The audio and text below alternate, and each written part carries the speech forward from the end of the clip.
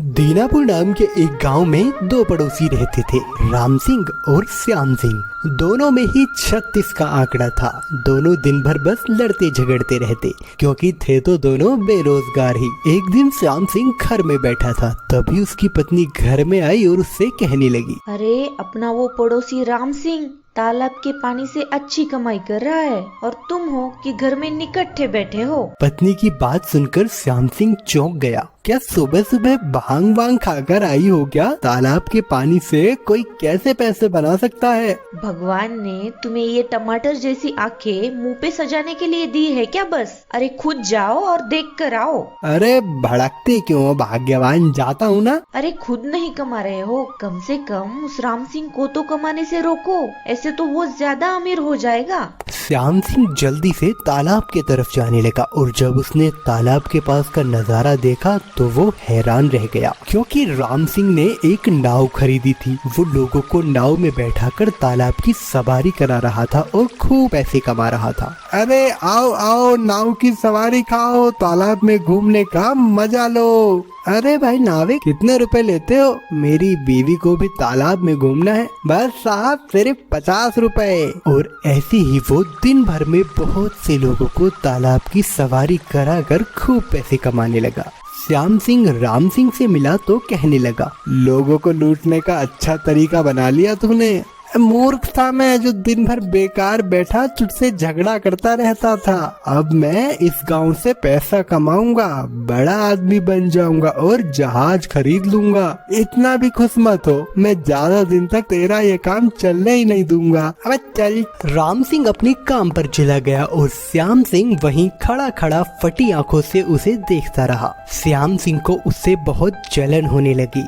मैं भी देखता हूँ तू कैसे बड़ा आदमी बनता है। इतना कहकर श्याम सिंह जंगल में रहने वाले धुन्नी बाबा की कुटिया में गया और जाकर सारी बातें उन्हें बता दी। तू फिक्र मत कर मेरे श्यामू, तेरी इस समस्या का समाधान इस पुड़िया में है। इस पुड़िया में? ऐसा क्या है बाबा इस पुड़िया में? तू अब ज्यादा सवाल जवाब मत कर, बस तू जा और इस राख को तालाब के पानी में डाल दे और बस मजे ले। लेकिन याद रखना, तेरा काम बन जाने के बाद मेरी दक्षिणा नहीं भूलना। हाँ हाँ बाबा, मेरा काम तो बने पहले।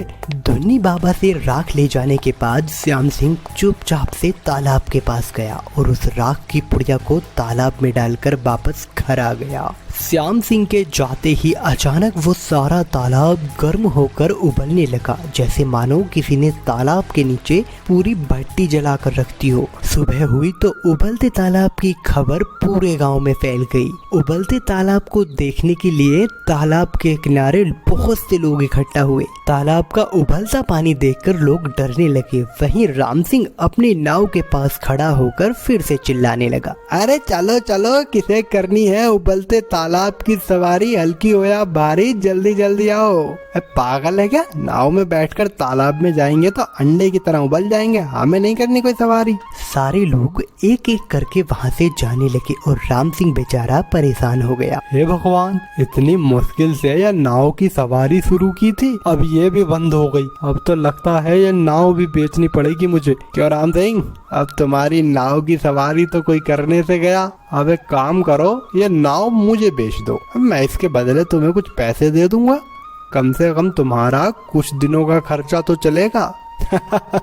अब इन पैसों से जहाज खरीदोगे या टाइटैनिक? कोई बात नहीं भैया श्याम, अब तो मजबूरी में मुझे नाव बेचनी ही पड़ेगी।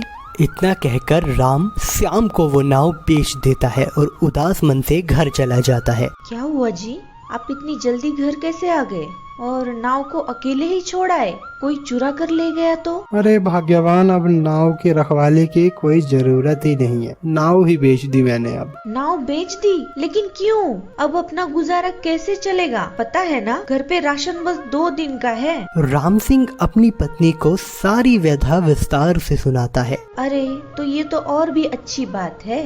अच्छी बात है? यहाँ खाने के लाले पड़ने वाले हैं और तुम कह रही हो अच्छी बात है? क्या खाक अच्छी बात है? इतना सुनते ही राम सिंह की पत्नी राम सिंह के कान में कुछ फुसफुसाती है। अरे वाह, ये तो मेरे दिमाग में ही नहीं आया। ठीक है, मैं ऐसा ही करूँगा। इतना बोलकर राम सिंह नाव के पैसे लेकर गांव के बनिए के यहाँ जाता है। अरे सेठ, मुझे 1 ट्रक चीनी, 1 ट्रक चाय पत्ती, 1 बोरा इलायची और 1 टैंकर दूध चाहिए। इतनी मोटी मात्रा में माल? क्या गोलमाल है? नहीं, गोलमाल कुछ नहीं है, बस तुम ये सामान जल्दी से मंगा दो और अभी के लिए ये लो कुछ पैसे रख लो, बाकी के पैसे 1 साल बाद दे दूंगा। ऐसा कहकर राम सिंह अपने घर चला आया और दूसरे दिन 1 ट्रक चीनी, 1 ट्रक चाय पत्ती, 1 टैंकर दूध और कुछ बोरी इलायची के उबलते तालाब के पास पहुंच गए। लो साहब, माल आ गया आपका, जल्दी बताओ कहाँ खाली होना है ये। हाँ, बताता हूँ, इतनी जल्दी मत दिखा, ये सारा सामान इस तालाब में पलट दे। अरे साहब, क्यों मजाक कर रहे हो, धंधे का टाइम है, जल्दी से बताओ। अरे और क्या, तुझे लिख कर दूं? राम सिंह ने 3 ट्रक तालाब में खाली करा लिए और तालाब में अब चाय उबलने लगी। इलायची की सुगंध सारे गांव में फैल गई और लोग इकट्ठा होकर अजूबा देखने लगे। इतने ही राम सिंह ने भी अपना चाय का स्टॉल तैयार कर लिया। चाय ले लो, चाय, गर्मा गर्म चाय, इलायची वाली चाय। लोगों ने चाय का तालाब कभी नहीं देखा था, इसलिए तालाब को देखने लोग दूर दूर से आ रहे थे और लोगों के मन में ये इच्छा भी थी कि आखिर तालाब की चाय का स्वाद होता कैसा होगा। अरे भाई चाय वाले, कितने का दिया 1 गिलास?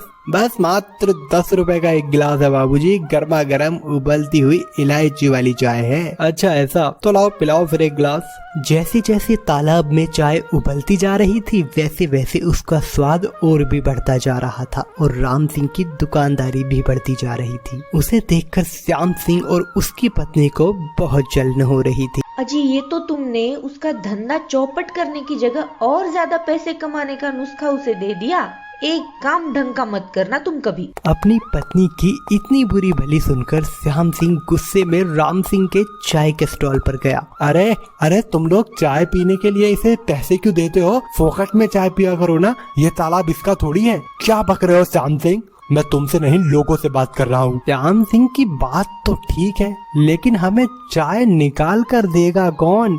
देखो तो चाय कैसे उबल रही है। राम सिंह हमें ये खोलती हुई चाय निकाल कर देता है, इसीलिए हम उसे पैसे भी देते हैं। बस इतनी सी बात? तो फिर मैं तुम्हें इससे भी ज्यादा स्वादिष्ट चाय निकाल कर दूंगा। वो कैसे? इस राम सिंह की नाव मैंने खरीद ली थी, जिसमें बैठकर मैं तुम लोगों को बीच तालाब की ज्यादा मीठी और ज्यादा पकी हुई चाय निकाल कर दूंगा। अरे वाह भाइयों, ये तो और भी सही रहेगा। अगले ही दिन से श्याम सिंह ने अपना चाय का स्टॉल लगाना शुरू कर दिया और उसकी चाय तो राम सिंह की चाय से भी ज्यादा बिकने लगी।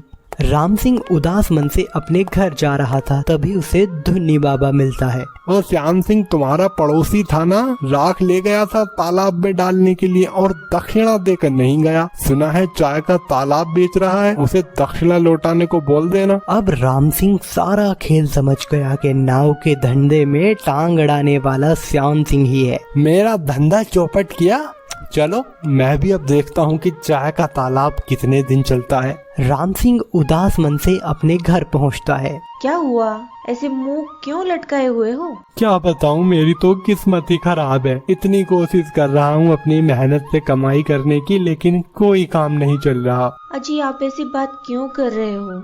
बताओ तो क्या हुआ है? फिर राम सिंह सारी कहानी फिर से अपनी पत्नी को बताता है। देखिए, आप ऐसे परेशान मत होइए।